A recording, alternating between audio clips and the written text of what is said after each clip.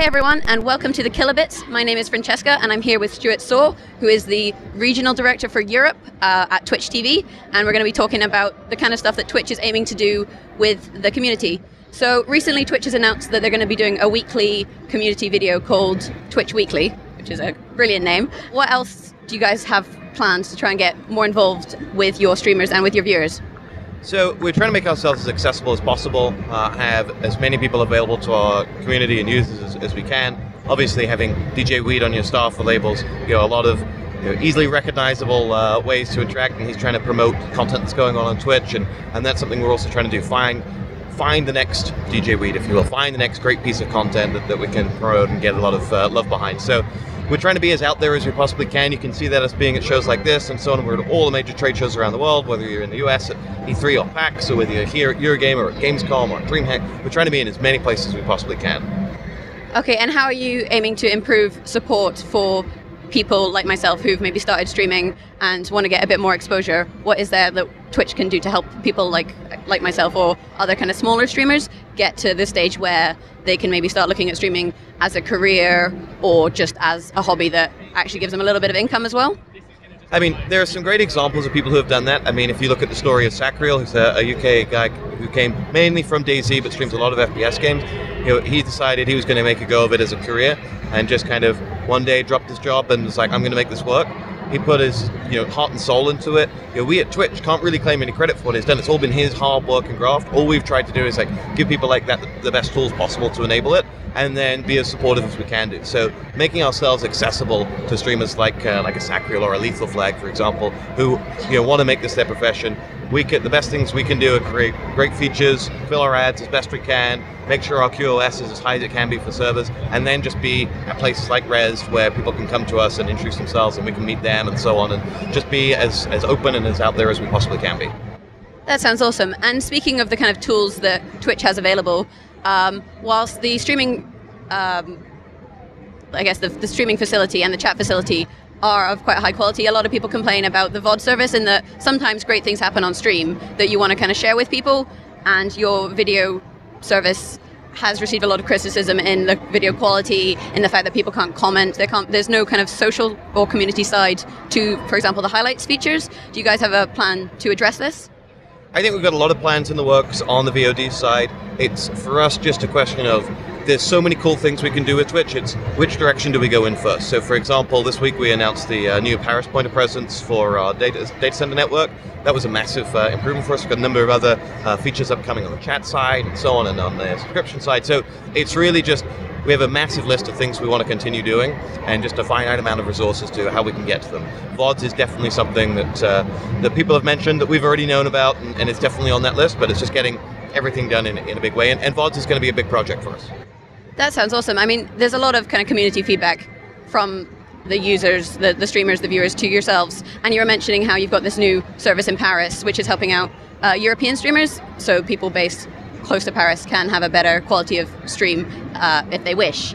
What else have you guys got planned in terms of kind of trying to boost the European market of Twitch? Because obviously Twitch originated in the US, and for example, in the terms and conditions in the giveaway section, it actually states that you can only win a giveaway if you're from the US, which from a legal standpoint, you can understand when they're based in America. But what do you guys intend to kind of do to reach out to Europe and try and kind of boost your market there? So Paris was the third of our new data centers that have gone up. So in the past, I'd say 12-ish months, we've opened Stockholm, we've opened Paris, and we've opened Prague. That added to Frankfurt, Amsterdam, and London. And Frankfurt, Amsterdam, and London have all been upgraded in that period of time as well. So we've really increased our capacity here in Europe, by a huge percentage. So that's on the data side. On a staffing side, on the European side, we've grown significantly over here. We've got a lot more people here on boots on the ground, around at the events, and working and being involved in more and more communities. We've gotten a lot of people dotted kind of all around the world who are specialists in certain communities. They make Twitch more accessible within those communities as well. So we're trying to make ourselves, Europe's a massive market. In fact, as a user base, it's the biggest single gaming market. So we're trying to make ourselves as integrated into it as we possibly can. But also we know that gaming doesn't really divide itself by geography. It divides itself by gaming communities, of which there can be several within just one game. So it's about how do we kind of get ourselves integrated into those areas, be it on a software level integrated into the games, be it on a community level or an eSports level. There's a million different ways that we have to approach the various communities and support them in their own unique ways. No two gaming communities are the same. So it sounds like a lot of work with all the different facets of the kind of stuff that you guys are involved with. Just to wrap up, I can't not talk to you about Twitch Plays Pokemon. With the number of users, the number of people that were watching the stream, over 100,000 at certain points, it must have put a huge amount of demand, for example, on you guys, especially on your chat servers, because it was such a chat-intensive program. I know that some Twitch users reported having problems with their own chat once Twitch Plays Pokemon became such a huge phenomenon. How have you guys kind of addressed improvements in chat and the kind of unexpected success of a stream that basically came from nothing to huge heights in a very short space of time? Yeah, I mean, I'd be lying if I said that we foresaw Twitch Plays Pokemon coming and knew it was coming. No, it was a phenomenon. That's the only it was viral in its most purest sense. It was brilliant, and on the chat side, on the technical level, it was just resources. No one saw that volume of chat messages about to hit our system coming. So it was resources after resources going into it. It was developers. It was server capacity. It was a massive around-the-clock team effort by developers out in the US. So they did a cracking job because we just saw this wave continuing to rise. I mean, in terms of reaction to Twitch Plays Pokemon, and then you saw Twitch Plays Doom, Twitch Plays Street Fighter, it was a great phenomenon. And the guys on Pokemon are up to now the 3rd game, which is really great. So it's about being reactive. We're going to have stuff that we can predict that's coming and that we're going to want to support. So you can see, for example, like the rise in Hearthstone is predictable as the game gets closer to launch.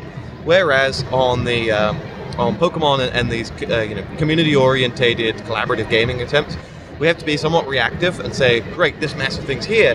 How can we now, something we perhaps didn't see coming, how can we now build tools that will enable it? So our job on all gaming sides is just to build great tools that are flexible, have multiple uses, and then leave the innovators, which are the gaming community, to use them in the best way they possibly can. It sounds like Twitch provides a great platform for people to be creative, and from the successes of things like Twitch Plays Pokemon, you can see that's definitely the case. So overall, I would say that it sounds like Twitch is having quite a positive time at the moment. Yeah, we're definitely working hard to kind of maintain this positivity that's out there. There's been some fantastic press around on Twitch in the past few months, which is great. But the gaming world can be a vicious one at times, and we know that we have to continue maintaining a high level of service to maintain that. There's a lot of things that we still feel are left to be built, left to be added to the Twitch feature set, and there are a lot of communities that can still be part of Twitch that maybe aren't as much yet. So still a long way to go, but we're certainly enjoying the positive momentum that we have right now. Oh, that's awesome. I think we'll wrap it up about here. So thanks very much, Stuart. Thank you. If you are interested in using Twitch, twitch.tv is the website where you can do video streaming. I have a personal Twitch channel, twitch.tv/Jaggerus. If you want to see more of the Kilobits, you can like and subscribe to the channel. Check us out at Facebook, facebook.com/thekilobits, and on Twitter @thekilobits. Thank you very much.